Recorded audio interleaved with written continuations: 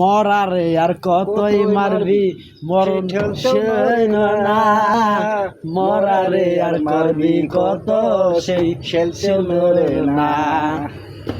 তো ইমরান ভাই, হ্যাঁ আপনার কি অবস্থা ভাইয়া? হ্যাঁ ভালো ভালো আছেন না? ইনশাল্লাহ। যে আপনি যে চশমাটা পরছেন এই আমারটার আপনার দাম নিল কত মানে মোট? 3000-এর কাছাকাছি। মানে দুইটা চশমার দাম কত? 3000-এর কাছাকাছি।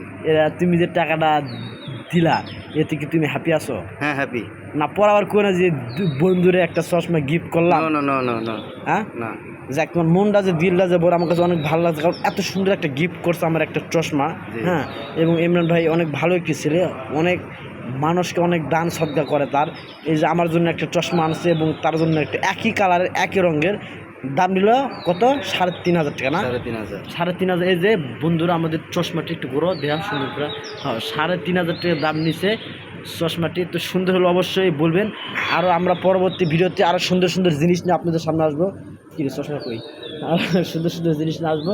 তো আজকে হ্যাঁ ভিডিওতে এই পর্যন্ত। আর যাওয়ার আগে একটা গান শুনে দেবো একলাই, মরারের এই গানটা তোমার ফেভারিট গান তো এর লেগে।